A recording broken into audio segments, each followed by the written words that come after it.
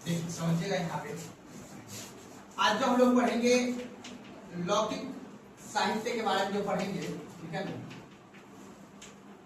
इसके अंतर्गत ध्यान समझ लीजिएगा। एग्जाम में क्वेश्चन पूछा गया है कि लौकिक साहित्य के आधार पर कौन सा इतिहास लिखा गया है, तो आपको बोलना है कौन सा ऐतिहासिक।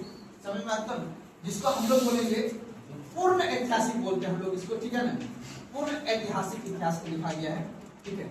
इसके अंतर्गत हम लोग जो है महाजनपद काल से, याद रखिएगा, महाजनपद काल से लेके till पूर्व मध्यकाल के अंतर्गत जितने भी टॉपिक आएंगे ना, वो सभी कौन सा आएंगे, पूर्ण ऐतिहासिक काल के अंतर्गत आएंगे। आपसे पूछा जाएगा कि कौटिल्य के जो अर्थशास्त्र जो पुस्तक है ना, उसके अंतर्गत किस चीज का विवरण है, कौन सी राजनीति, नहीं पता है, बताता हूं मैं। कौटिल्य की अर्थशास्त्र जो पुस्तक लिखी गई, कहने को अर्थशास्त्र है, उस पुस्तक की रचना किसने किया था, चाणक्य ने किया, ठीक है ना। उस पुस्तक के अंतर्गत मौर्य साम्राज्य का, किसका बाबू, मौर्य साम्राज्य का, मौर्य साम्राज्य बोले तो 322 ईसा पूर्व से लेकर 150 ईसा पूर्व का बीच का इतिहास। आदि कौटिल्य के अर्थशास्त्र नामक पुस्तक में, याद रखना है, अर्थशास्त्र नामक पुस्तक में मौर्य साम्राज्य की राजनीतिक इतिहास और प्रशासनिक इतिहास का वर्णन किया गया है कौटिल्य के अर्थशास्त्र के पुस्तक में, ठीक है ना। तो याद रखना है, बताओ, लिखाऊंगा अभी समझ लो बस। मौर्य साम्राज्य के, ठीक है ना, मौर्य साम्राज्य के राजनीतिक और प्रशासनिक स्थिति जो उस समय की थी ना, वही प्रशासनिक स्थिति को दिखाया गया है कौटिल्य के अर्थशास्त्र के पुस्तक में, ठीक है। अब ये जो पुस्तक है इसको बोलेंगे लौकिक साहित्य, ठीक है ना, क्योंकि लौकिक साहित्य के अंतर्गत जो पूर्ण ऐतिहासिक है, जो पूर्ण इतिहास की रचना जो हुई है, उसी के अंतर्गत हम रखते हैं लौकिक साहित्य को। इससे पहले जो आपने अधैतिहासिक काल पढ़ा, अर्थात हड़प्पा सभ्यता और वैदिक सभ्यता का जो साक्ष्य हमारे पास है ना, वो है पुरातात्विक और आपको साहित्यिक साक्ष्य के आधार पर, जिसके अंतर्गत आपने वेद के बारे में देखा, कुछ ब्राह्मण ग्रंथ देखा, ब्राह्मण ग्रंथ जो कि आपने उपनिषद आरण्यक वगैरह के बारे में देखा, ठीक है ना। इसके बाद जो आप लौकिक साहित्य जो पढ़ोगे, उसके अंतर्गत किन किन राजा के काल में, जैसे आपसे पूछेगा सेल्यूकस निकेटर का नाम सुने, कौन थे सेल्यूकस निकेटर, सिकंदर के राजा। सिकंदर का जीवनी किसने लिखा है, मेगास्थनीज भारत कब आया था, मेगास्थनीज ने इंडिका नामक पुस्तक की रचना की है, ये सबको पता है। मेगास्थनीज इंडिका नामक पुस्तक में किस शासन का था, किस काल का वर्णन किया गया है, होगा ना कुछ, इसी चीज उसको बोलते हैं लौकिक साहित्य, भी बताऊंगा। तो एक बात को याद रखना, जिस तरह आपको ऑप्शन में देगा ना, वही वेद, पुराण, उपनिषद, आरण्यक, वो सभी है साहित्यिक साक्ष्य। लेकिन जैसे आपको देगा कालिदास के द्वारा किया गया रचना, अभिज्ञान शाकुंतलम, नाम सुने हो ना, कालिदास ने रचना की है ना, नाम सुने हो ना। तो अब ये सभी पुस्तक जो होगा, चाहे अभिज्ञान शाकुंतलम हो, पतंजलि का महाभाष्य हो, कौटिल्य का अर्थशास्त्र हो, मेगास्थनीज का इंडिका हो, ये सभी पुस्तक आपका लौकिक साहित्य है। पहला सवाल, ठीक है ना। दूसरा, इस पुस्तक में किसकी रचना की गई है या किस शासक के बारे में वर्णन की गई है, कोई दिक्कत है, यही पूछा जाता है एग्जाम में। सुना आगे बात को, तो लिखिए टॉपिक लौकिक साहित्य।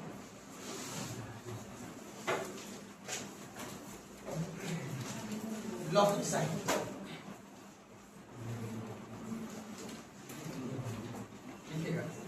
इसके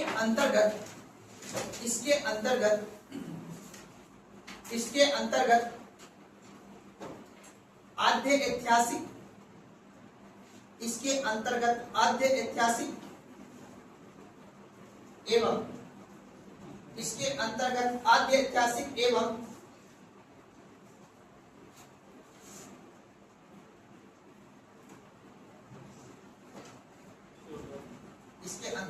आद्य ऐतिहासिक एवं ऐतिहासिक कालखंडों का वर्णन किया गया है, जो इस प्रकार है।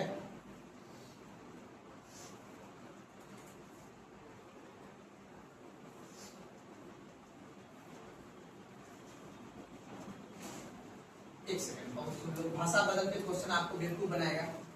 बोलेगा निम्नलिखित में से कौन सा ऐतिहासिक ग्रंथ है? 4 ऑप्शन में देगा आपको। वेद पुराण ऐतिहासिक ग्रंथ नहीं है। वेद पुराण से कौन सा इतिहास लिखा गया है? आद्य ऐतिहासिक, मैं बताता हूँ स्टार्टिंग में। आद्य एक पाषाण प्राचीन इतिहास 3 खंडों में बटा हुआ है। एक पाषाण काल, जिसको हम क्या बोलते हैं? प्राग ऐतिहासिक काल, वैसा इतिहास काल जिसका रचना स्टोन एज अर्थात पाषाण काल में हुआ हो, ठीक है ना। आज से 20 लाख वर्ष पहले की बात है, सुना बात को ना, उसको बोलते हैं स्टोन ईरा अर्थात पाषाण काल अर्थात प्राग ऐतिहासिक काल। उसके बाद हम पढ़ते हैं आद्य ऐतिहासिक काल। आद्य ऐतिहासिक काल में हम सभ्यता का अध्ययन करते हैं। आप देखो प्राचीन काल से लेके पूरा पूर्व मध्यकाल तक आओगे तो 2 ही ऐसा है जिसके नाम क्या है सभ्यता लगा हुआ। एक हड़प्पा सभ्यता और दूसरा वैदिक सभ्यता। सभ्यता वर्ड लगने का मतलब है, ध्यान सुनो, सभ्यता वर्ड लगने का मतलब है कि उसका उतना साहित्यिक साक्ष्य मेरे पास नहीं है। सिर्फ वो जो कालखंड है ना, सिर्फ उसके पुरातात्विक साक्ष्य के आधार पर जो इतिहास लिखा जाए ना, उसको हम बोलेंगे सभ्यता का काल। अब बताओ, उसके बाद जो भी आया उसके नाम क्या लगा लेगा? काल। मौर्य काल, गुप्त काल, नाम सुने हो ना? मौर्य काल क्यों लगा? मौर्य सभ्यता क्यों नहीं लगा? गुप्त सभ्यता क्यों नहीं लगा? क्योंकि इस काल का अर्थात मौर्य काल का, गुप्त काल का, गुप्तोत्तर काल का, मौर्योत्तर काल का, इसके लिए हमारे पास साहित्यिक साक्ष्य है और उसको पढ़ा गया है, इसीलिए इसको बोलते हैं ऐतिहासिक काल। जिस इतिहास को आज तक पढ़ा लिखा नहीं गया है ना, जिसको सिर्फ एक कल्पना के आधार पर लिखा गया, उसको बोलते हैं आद्य ऐतिहासिक काल। तो आद्य ऐतिहासिक काल के अंतर्गत 2 सभ्यता है। एक हड़प्पा सभ्यता जिसको सिंधु घाटी की सभ्यता बोलते हैं, और दूसरी है आपकी वैदिक सभ्यता। कोई दिक्कत है? अब तो क्वेश्चन कैसे आपको फंसाएगा? आप बताओ, आपसे पूछेगा किस कालखंड का अभी तक जो है लिपि पढ़ी गई नहीं है? हड़प्पा काल। समझ आएगा आपको? ऐतिहासिक काल के अंतर्गत जो भी लिपियां थी उसको पढ़ लिख गया है, इसी आधार पर ग्रंथ की रचना की गई है। अब बताओ, उपनिषद वेद वगैरह कौन सा है? साहित्यिक ग्रंथ। कौन सा है? साहित्यिक ग्रंथ। सुना बात को? और अगर ऑप्शन आप बताओ, कौटिल्य या महाभाष्य, पतंजलि, ये सभी कौन सा है आपका? ऐतिहासिक ग्रंथ या फिर लौकिक साहित्य। समझाया मेरी बात ना? और इसी के अंतर्गत सारी पुस्तक का नाम लिखेंगे। सबसे पहले लिखिए आप लोग कौटिल्य, सॉरी सबसे पहले लिखिए अर्थशास्त्र। अर्थशास्त्र पहला पुस्तक है अर्थशास्त्र।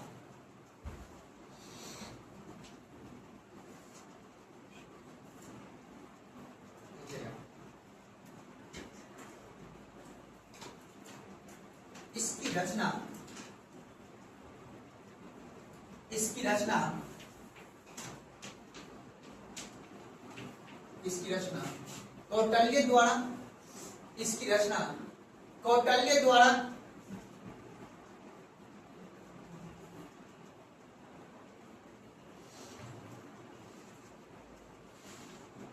तथा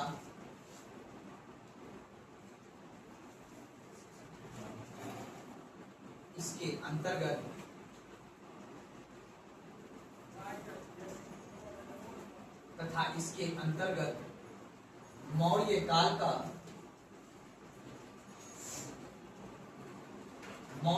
का राजनीतिक एवं इसके अंतर्गत मौर्य काल का राजनीतिक एवं चंद्रगुप्त मौर्य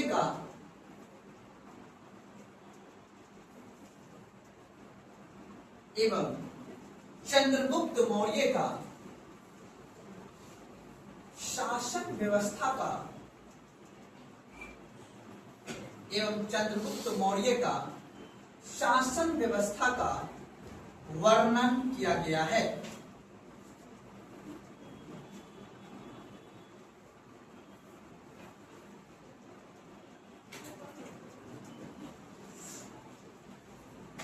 कोई दिक्कत?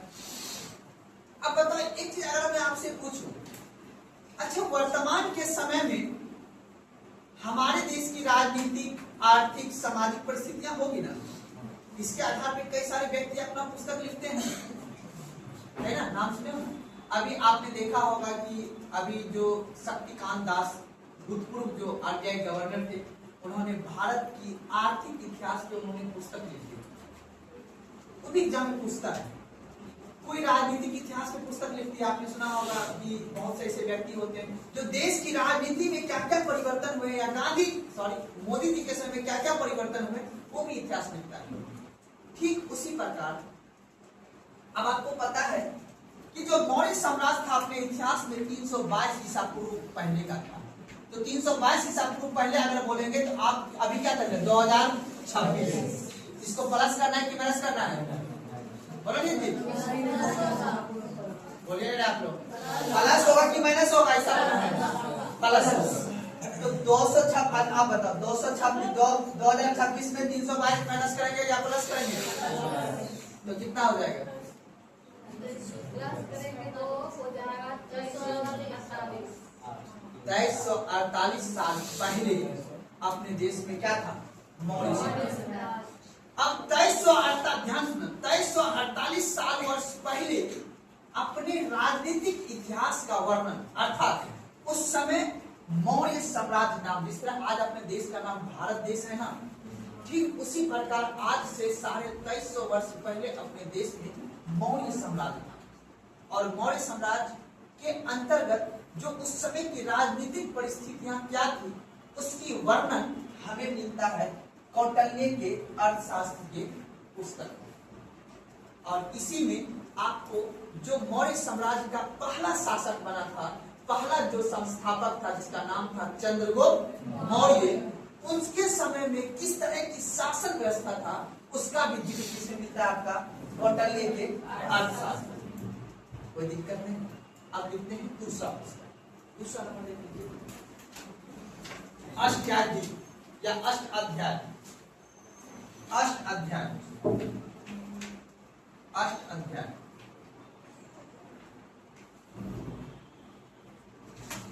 अष्टाध्याय, अष्टाध्याय। पाणिनि का नाम सुने हो ना?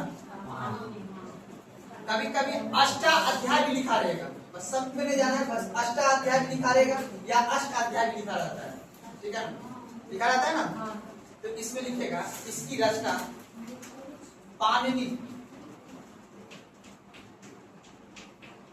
इसकी रचना पाणिनि के द्वारा किया गया।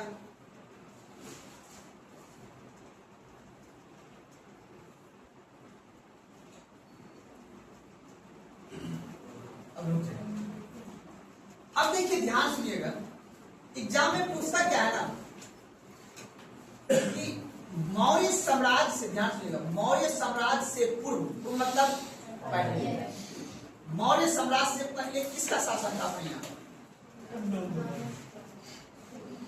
महाजनपद काल, यानी अपने देश के अंतर्गत मगध वंश। कौन सा वंश? और अपने देश में विदेशी आक्रमण हुआ था। कौन हुआ था? विदेशी आक्रमण। जब अपने देश में वैदिक सभ्यता का पतन हो गया ना, तो वैदिक सभ्यता का पतन इतिहासकार के द्वारा 600 ईसा पूर्व में माना जाता है। ध्यान सुनिएगा मेरी बात को, वैदिक सभ्यता का पतन कब माना जाता है? 600 ईसा पूर्व माना जाता है। तो इसके बाद जब अपने देश में कई सारे जनपद हो गया, क्या हो गया? कई सारे, जिसको हम 16 महाजनपद इतिहास में वर्णन किया गया। उस 16 महाजनपद के अंतर्गत एक महाजनपद था जिसका नाम था मगध। क्या नाम था? मगध। और मगध जो आपको पता है गंगा घाटी के क्षेत्र में मगध साम्राज्य का क्या हुआ था? गंगा घाटी याद है ना? अपना बिहार और कौन सा? उत्तर प्रदेश का क्षेत्र। इस बिहार और उत्तर प्रदेश के क्षेत्र में जो गंगा घाटी के निर्माण हुआ तो यहाँ पे सबसे ज्यादा शक्तिशाली के रूप में उभरा कौन? मगध। और मगध में ही आपको मगध का ही राजा का नाम था क्या? बिंबिसार। क्या नाम था जी? बिंबिसार। और बिंबिसार का ही पुत्र का नाम था अजात शत्रु। अजात शत्रु का पुत्र का नाम था उदयन। क्या नाम था?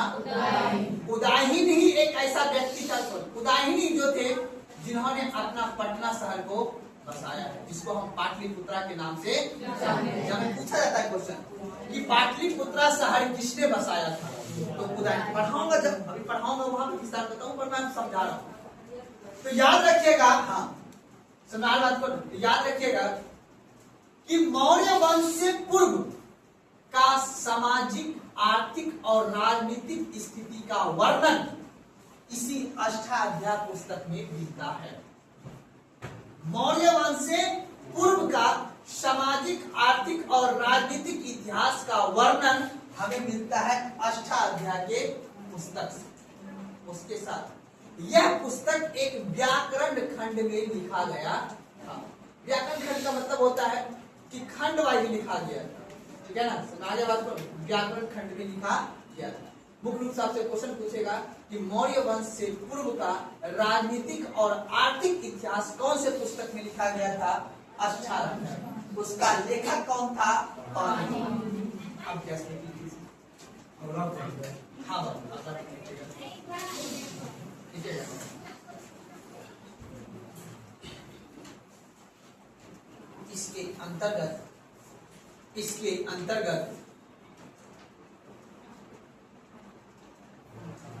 इसके अंतर्गत मौर्य काल से पूर्व का,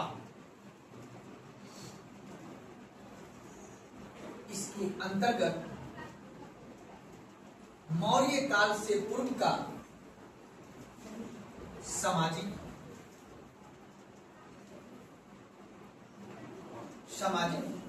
कोमा धार्मिक, सामाजिक कोमा धार्मिक कोमा राजनीतिक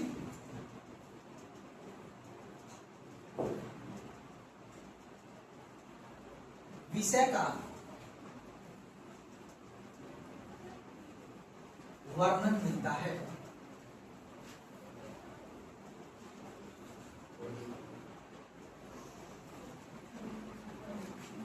और सबसे बेस्ट पुस्तक एग्जाम में जो पूछा जाता है उसका नाम है नीति शास्त्र या नीति सार के नाम से पूछा जाता है।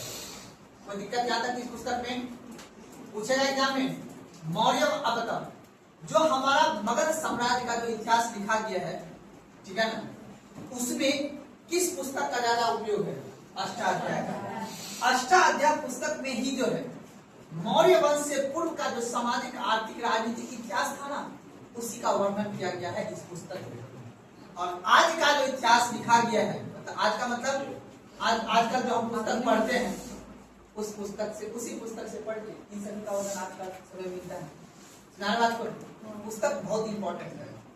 अभी जो पुस्तक लिखा जा रहा है, आने वाले जो 100 साल के बाद जनरेशन होगा, वो आज मोदी के कालखंड को जब अध्ययन करेगा कि मोदी जो प्रधानमंत्री थे इस कालखंड में, कालखंड मतलब 2014 से लेकर 2030 के बीच में जो शासक थे, उन्होंने अपने क्षेत्र में, अपने समय में क्या क्या विकास का काम किया था, पढ़ा जाएगा ना, पढ़ा जाएगा आने वाला समय में इतिहास में।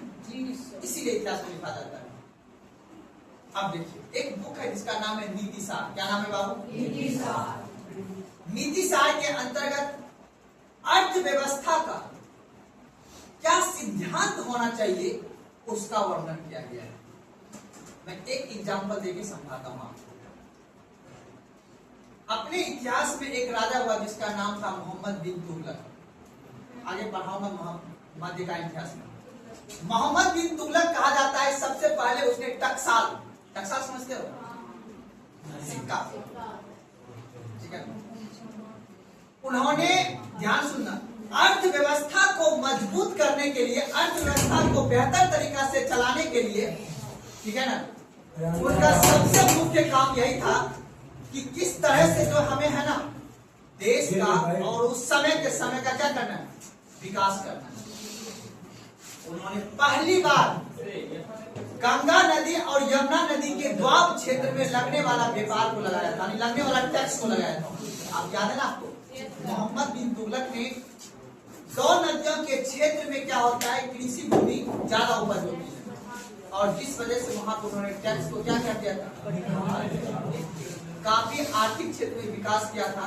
कहा जाता है, इतिहासकार का मानना है कि नीति सार के सिद्धांत पे ही वो राजा ने, उस सुल्तान ने काम किया। अभी जो देश का अर्थव्यवस्था चल रहा है किस सिद्धांत में चलता है? नोबेल पुरस्कार किस किस क्षेत्र में दिया जाता है, पहले ये बताओ। क्या उसका अर्थव्यवस्था शामिल है ना, साहित्य शामिल है ना, शांति है ना, फिजिक्स है ना, केमिस्ट्री है ना। ये बहुत बड़ा देश को चलाने के लिए ये सिद्धांत बहुत मैटर रखता है, क्योंकि उनके दिए हुए सिद्धांत से ही देश आगे कहां चलेगा, तब जाके काम होता है। बताओ, कोई तो मुद्रास्फीति का सिद्धांत दिया होगा, नहीं कोई तो जीडीपी का सिद्धांत दिया होगा। तो जो देश में मुद्रास्फीति जीडीपी का सिद्धांत रहता, देश चल पाता नहीं। हम लोग पता नहीं चलता कहाँ महंगाई है, कहाँ क्या है। मौद्रिक नीति का कोई सिद्धांत तो दिया ना होगा जी। तो इसी सिद्धांत से देश चलता है। अगर लिखिए नीति सार, नीति सार, हाँ नीति सार, नीति सार, हाँ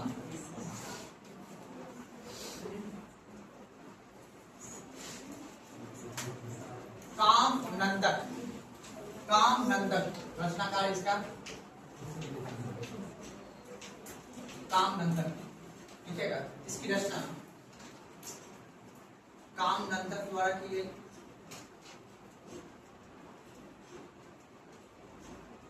तथा इसके अंतर्गत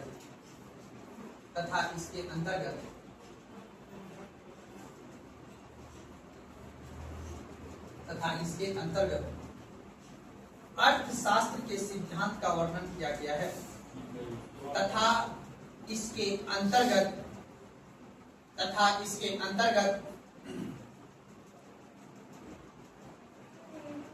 अर्थशास्त्र के सिद्धांत का अर्थशास्त्र के सिद्धांत का वर्णन किया गया है।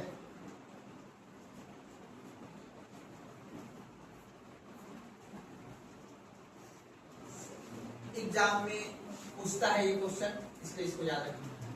अगर लिखिए महाभाष्य, महाभाष्य,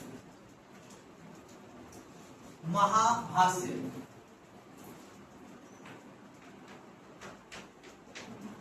कौन रचना क्या रहा हूँ, ये जानते हो सब पता चलिए।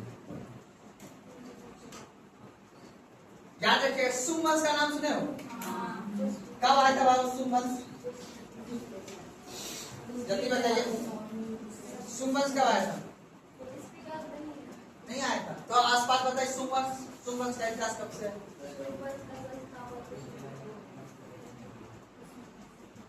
याद रखना है, जब मगध साम्राज्य चल रहा था ना, आपने नाम सुना हर्यक वंश, नहीं मजे सुंग वंश और कण्व वंश नाम सुने थे। नंद वंश भी था, कण्व वंश भी था, ठीक है ना। उसी समय का सुंग वंश का इतिहास मिलता है मौर्य काल से पहले का, ठीक है ना। बस इतना से दिमाग रख लेना है, लिखेगा। इसके अंतर्गत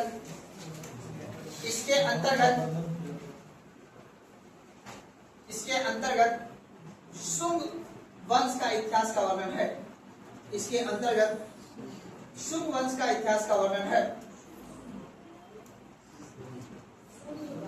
हाँ, सुंग वंश ये वंश का नाम है। सुंग वंश का इतिहास का वर्णन है। सुंग वंश का इतिहास का वर्णन है तथा इसकी रचना पतंजलि, नाम है लेखक का, था इसकी रचना पतंजलि के द्वारा किया गया।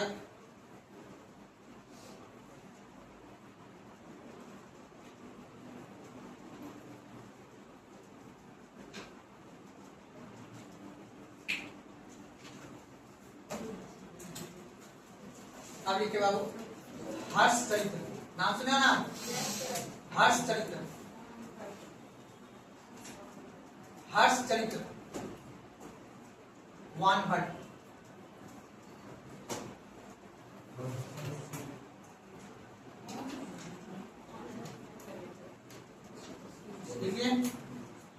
किसने कौन किया था?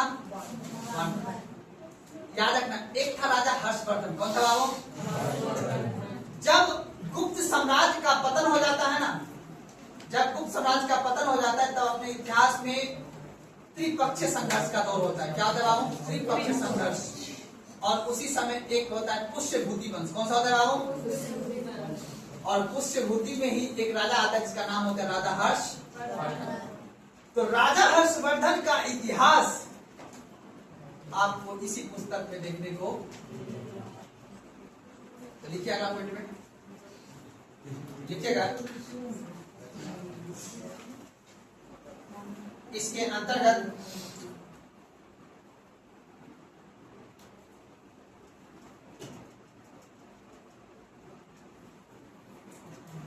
राजा हर्षवर्धन का इतिहास, इसके अंतर्गत राजा हर्षवर्धन का इतिहास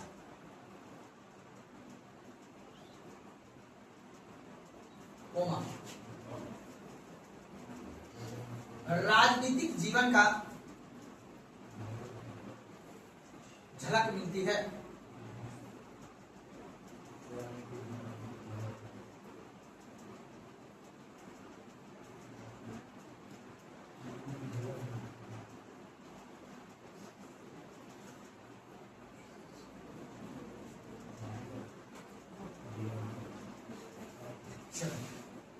अब तो एग्जाम में फंसाने वाला सवाल, कोई लेखक का नाम नहीं देगा, सीधा फंसा देगा, बोलेगा राज तरंगिणी। अब पृथ्वीराज रासो नाम सुने हो? कौन लिखा है पृथ्वीराज रासो? पृथ्वीराज रासो चंद्रवर्ताई ने लिखा है जी। दो गज कंडुलस प्रधान ताऊ पर सुल्तान है नाचू के चौहान, है ना जी? सुने नाम पृथ्वीराज रासो। जब पढ़ाऊंगा मीडियो हिस्ट्री तो आपको बताऊंगा। तो पृथ्वीराज रासो हिंदी साहित्य का प्रथम महाकाव्य है और राजतरंगिणी एक संस्कृत साहित्य है। दोनों एग्जाम में पूछता है। राजतरंगिणी संस्कृत साहित्य है और पृथ्वीराज रासो एक हिंदी साहित्य है। सुनाइए बात को। तो पहले लिखिए राजतरंगिणी, राजतरंगिणी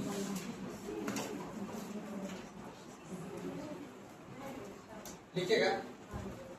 राजतरंगिणी तो राजतरंगिणी लिखिएगा। इसकी रचना कलहर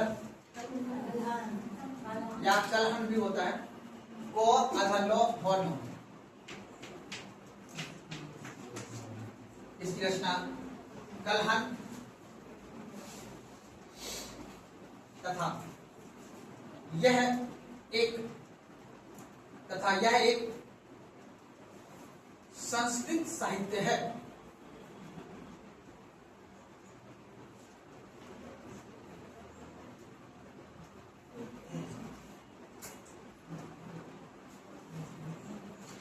संस्कृत साहित्य है।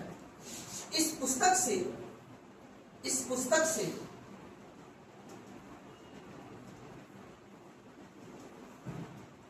ऐतिहासिक घटना को, इस पुस्तक से ऐतिहासिक घटना को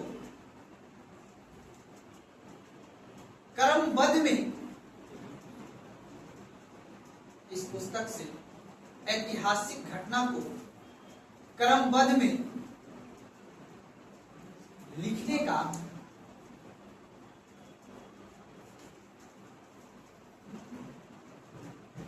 प्रथम प्रयास किया गया था।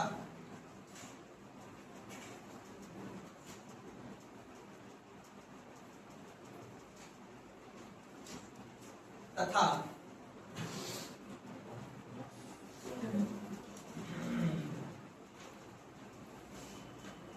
अब जो बात दिखा रहा हूं वो नहीं पूछेगा, जब जो से पहले लिखा है वो पूछेगा। पता है हमको क्या पूछेगा? पहली बार ऐतिहासिक घटना जो भी हुआ ना देश में, मतलब देश में मतलब उस समय में, आदि काल से लेकर मतलब पाषाण काल से लेकर पूर्व मध्य काल में जो भी घटना हुआ है ना, उसका क्रमबद्ध तरीका से लिखने का प्रथम बार प्रयास इसी राजतरंगिणी में किया गया। समझ में आ गया बात को? तो इसको बोलते हैं इतिहास के क्रमबद्ध अध्ययन करने के लिए आपको राजतरंगिणी पुस्तक पढ़ना पड़ेगा। ये सब पुस्तक रखा हुआ है कहाँ पे? बात को कहा जाता है कि आपने सुना भी होगा कि अगर देश में शासन करना है ना, तो पुस्तक पढ़ना बहुत जरूरी है। पुस्तक में बहुत नॉलेज है ना जी। तो लिखिएगा, आपको एक बार लिख लीजिए, इसमें पहले लिख लीजिए, उसके बाद लिखिएगा। इसमें आदिकाल से लेकर, इसमें आदिकाल से लेकर, आदि मतलब पाषाण काल से, आदिकाल से लेकर 12वीं शताब्दी तक का इतिहास का वर्णन है।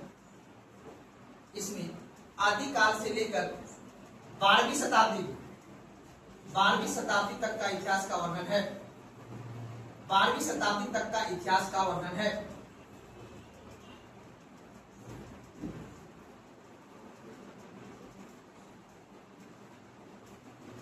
ठीक है ना? पृथ्वीराज रासो, पृथ्वीराज रासो, पृथ्वीराज रासो।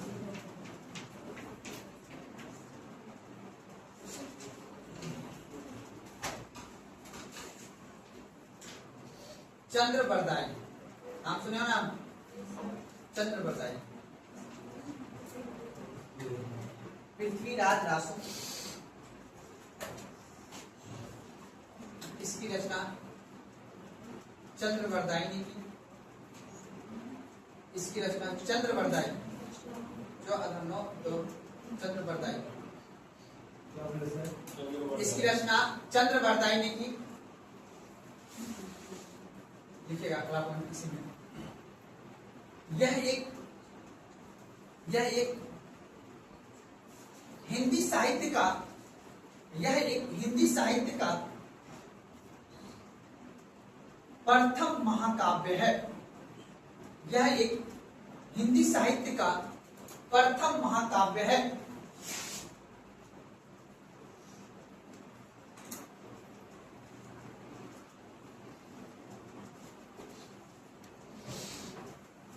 दिक्कत समझ में ना? देखो 5-6 पुस्तक लिखा है मैंने। यह पुस्तक, यह एक लौकिक साहित्य है। कौन सा बाबू? लौकिक साहित्य। बाकी आपको जब मैं आगे पढ़ाऊंगा तो वहां पर और भी पुस्तक का नाम आएगा जो वहां पे मुझे बताना पड़ेगा। तो मुख्य रूप से हमको यह समझाना था कि अपना जो इतिहास अर्थात महाजनपद काल से लेके 12वीं शताब्दी तक का इतिहास के अंतर्गत जो भी पुस्तक लिखेंगे उसको क्या बोलेंगे? लौकिक साहित्य। क्या बोलेंगे उसको?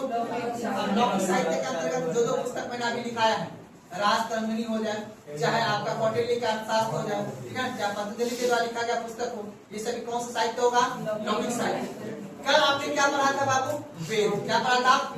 वेद का बाकी छोटे छोटे सा जितने भी भाग थे, आरण्यक हो, उपनिषद हो, जितने भी, ठीक है ना, इस चीज को समझ लेना है। अगर लिखिए विदेशी लेखक, अगर लिखिएगा, हाँ टॉपिक लिखिएगा विदेशी लेखक।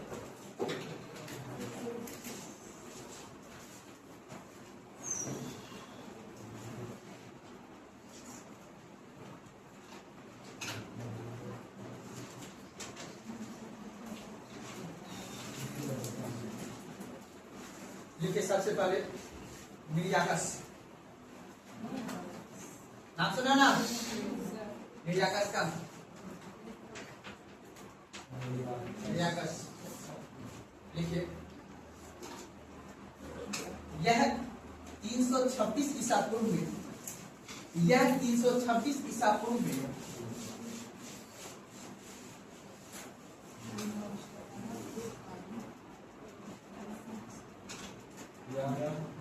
326 ईसा पूर्व में सिकंदर के साथ भारत आया था।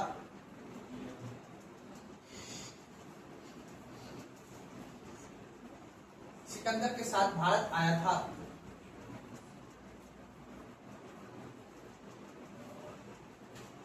ये लाइन नहीं पूछेगा, अब जो लिखाऊंगा वो पूछेगा। यह सिकंदर का जल सेनापति था। यह सिकंदर का जल सेनापति था। हाँ, जल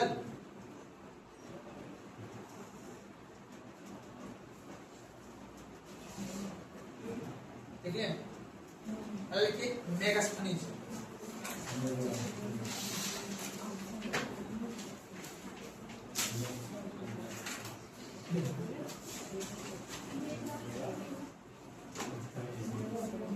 लिखिए मेगास्थनीज, लिखिए डैश देखिए।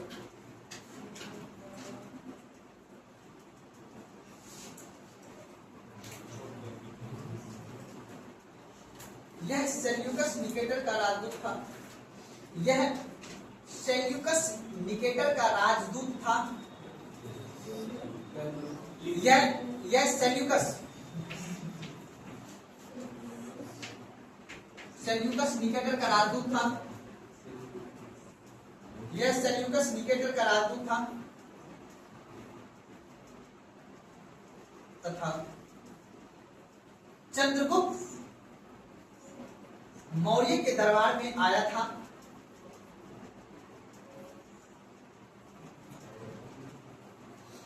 तथा चंद्रगुप्त मौर्य के दरबार में आया था।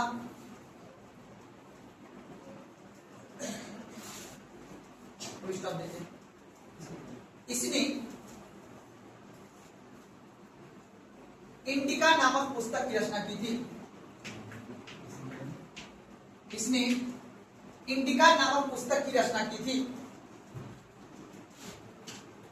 इसने इंडिका नामक पुस्तक की रचना की थी।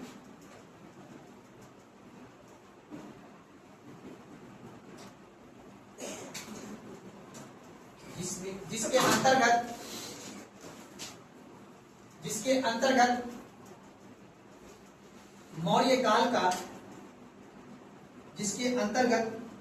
मौर्य काल का समाज एवं संस्कृति का वर्णन था। जिसके अंतर्गत मौर्य काल का समाज एवं संस्कृति का वर्णन था। अंडरलाइन कर दीजिएगा समाज और संस्कृति को। कौटिल्य अर्थशास्त्र में किसका वर्णन है? मौर्य काल के राजनीतिक और चंद्रगुप्त मौर्य का शासन का। कभी कभी प्रशासन भी दे देता है, ठीक है, एक ही बात, ठीक है ना। तो कौटिल्य के अर्थशास्त्र में किसका वर्णन है? मौर्य काल का क्या? राजनीतिक और प्रशासन। अब इंडिका पुस्तक में मौर्य काल का सामाजिक और यही एग्जाम में पूछता है, याद रख लेना है बाबू, कंफ्यूज नहीं होना है, बस समझ के बार बार पढ़ना है एक ही चीज को, तो उससे क्वेश्चन आपका गलत नहीं होगा। इंडिका का पुस्तक किसने रचना की है ये सबको पता है, मेगास्थनीज। पर कंफ्यूज बच्चा हो जाता है क्योंकि ऑप्शन में वो कौटिल्य अर्थशास्त्र जरूर देगा। पूछेगा निम्नलिखित में से किस पुस्तक में मौर्य काल का समाज और संस्कृति का वर्णन है, तो उसमें कौटिल्य ऑप्शन में जरूर देगा। तो कौटिल्य आंसर नहीं होगा। कौन क्या आंसर होगा? इंडिका। सुना आपको ना? डायमेकस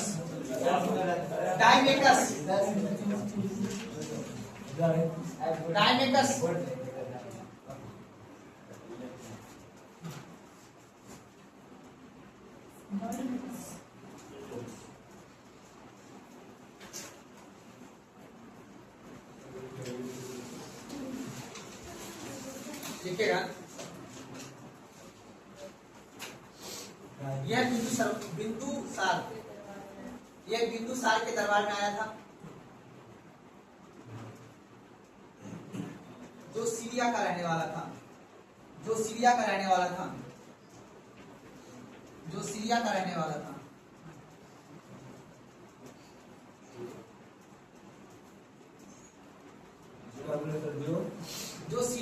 वाला था। लगा लिखिए डायनोसियस।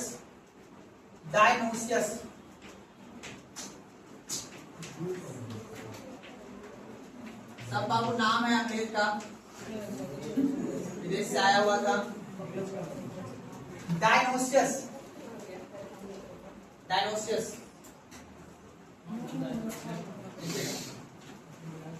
यह मिस्र का रहने वाला था,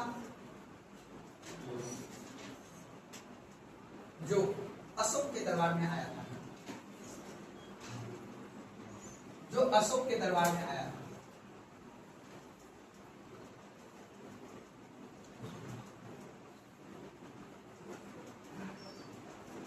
के फाहयान, के फाहयान, फाहयान, फाहयान, ठीक है। यह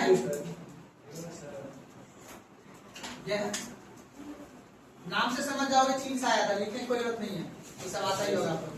कहां से आया था बाबू? चीन से। ठीक है ना, बस याद रखना ये वाला पूछा जाता है डायमेकस और डायनोसियस, ठीक है ना।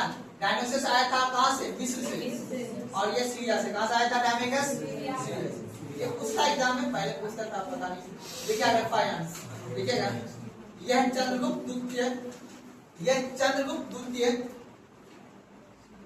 ब्रैकेट में विक्रम आदित्य, यह चंद्रगुप्त द्वितीय विक्रमादित्य या विक्रमादित्य,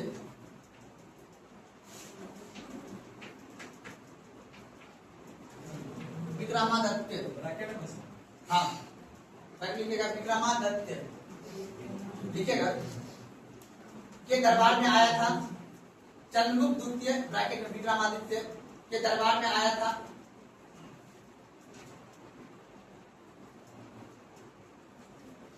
इसने इसने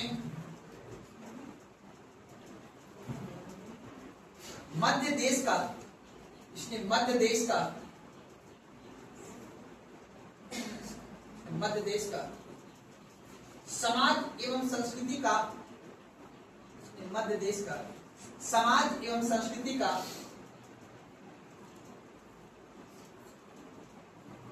तथा समाज एवं संस्कृति का तथा यहाँ के जनता को, तथा यहाँ के जनता को सुखी एवं समृद्ध, तथा यहाँ के जनता को सुखी एवं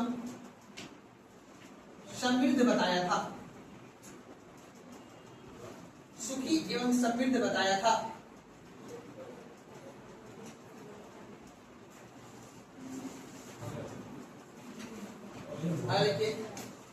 सुंग यून,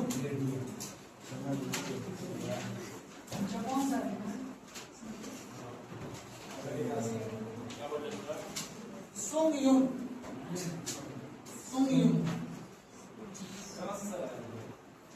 चीन से,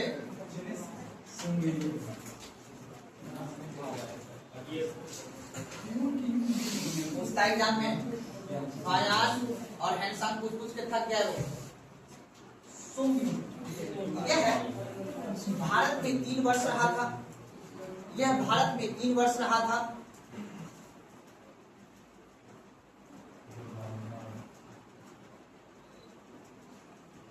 भारत में 3 वर्ष रहा था, तथा इसने ब्राह्मण ग्रंथ के,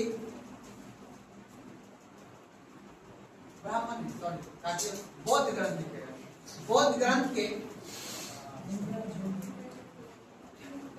बौद्ध ग्रंथ के, इसने बौद्ध ग्रंथ के प्रतिलिपियों को, बौद्ध ग्रंथ के प्रतिलिपियों को एकत्र किया था।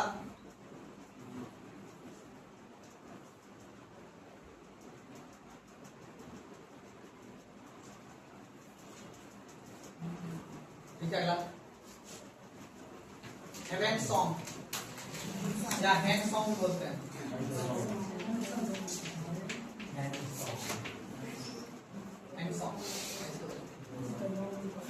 लिखेगा। अच्छा ये बताओ किसके दरबार में आया था ये तो पता हो। सही बोली बात बोली, सही बोली। किस बताएगा?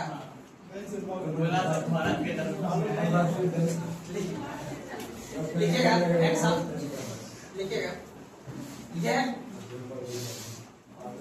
हर्षवर्धन के समय में, यह हर्षवर्धन के समय में भारत आया था।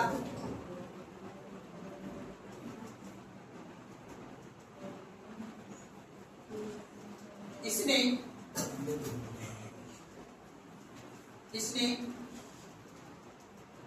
भारत के समाज, इसने भारत के समाज धर्म एवं राजनीति का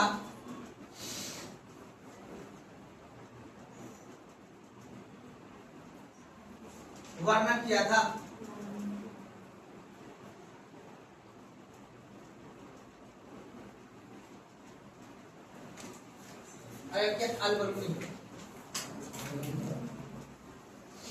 अल-बरूनी लिख लीजिएगा ना, अल-बरूनी अल-बरूनी लिखिएगा। यह महमूद गजनवी के साथ, यह महमूद गजनवी के साथ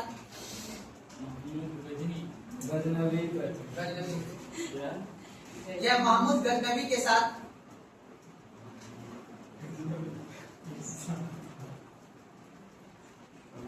भारत आया था।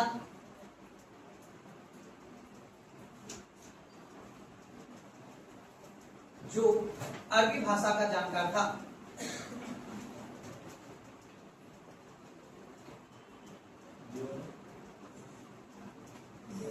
इन्होंने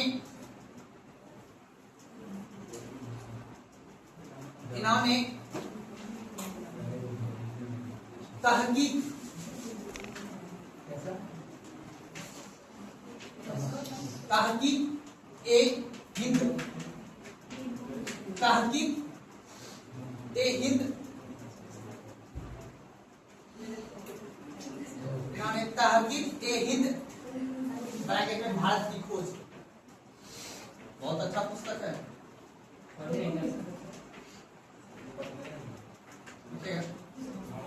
तहकीक ए हिंद ब्रैकेट में भारत की खोज की रचना की थी,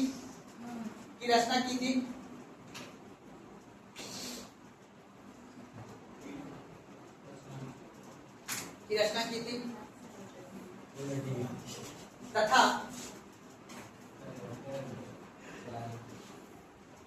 इन्होंने भारतीय भूगोल,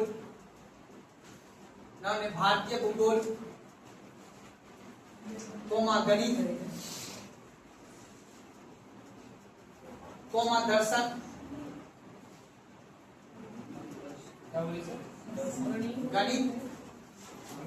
दर्शन, इन सभी का वर्णन किया था।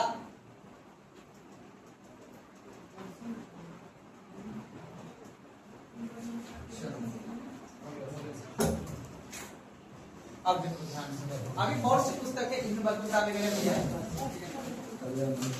सुना इब्न बतूता का नाम? एग्जाम के अंतर्गत जो पुस्तक का नाम पूछता है उसको तो पढ़ना ही पड़ेगा, ठीक है ना।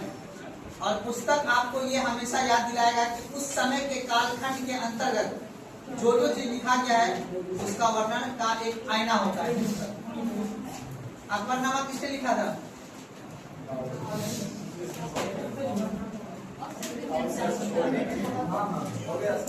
क्या हो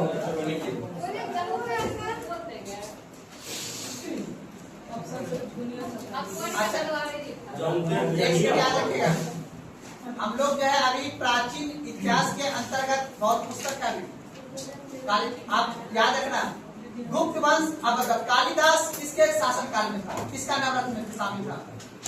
नाम सुनो कालिदास का नाम? आप बताओ। नवरत्न का नाम सुने हो ना? जैसे आज का कैबिनेट मंत्री, वो क्या थे? राजा को सलाह देने वाले होते, ठीक है ना? जैसे अकबर के भी नवरत्न थे ना जी, और चंद्रगुप्त मौर्य चंद्रगुप्त विक्रम आदित्य उसके भी नवरत्न थे, है ना पता? तो मौर्य का गुप्त काल के अंतर्गत जो नवरत्न थे उसी के अंतर्गत जो है आपके कालिदास वगैरह भी आते थे। और उन्होंने जो पुस्तक की रचना की है किसके समय में? गुप्त काल के समय में। तो गुप्त काल को ऐसे ही सोनमुख नहीं कहा, समझते हो ना? तो मारकाट नहीं हुआ था गुप्त काल, ठीक है ना? तो इसलिए इस बात को लड़का क्या कर रहा है? तू छूट गया तुम्हारा, प्लीज तुम ही बोल रहा है क्यों ना? आराम से बैठो। क्या हो प्रशांत, तुम क्या है वैसे बदमाशी कर रहा है? बदमाशी नहीं करना है, ध्यान सुनो। क्या हुआ आशीष, कोई दिक्कत? गर्मी लगा रहा है, पता है गर्मी छोड़ो सब बात। आपको ध्यान से, आप जो कल आओगे, कल हम लोग पढ़ेंगे हड़प्पा सभ्यता, कॉपी लिखिए सिंधु घाटी की सभ्यता। अब क्लास चलेगा एकदम बढ़िया से, फर्स्ट क्लास से। मैप वैप सब बनाना है, ठीक है ना? आप ये तो टाइम पास था, समझ गए मोटा मोटी। आप मैप बनाना है हड़प्पा सभ्यता का भौगोलिक विस्तार।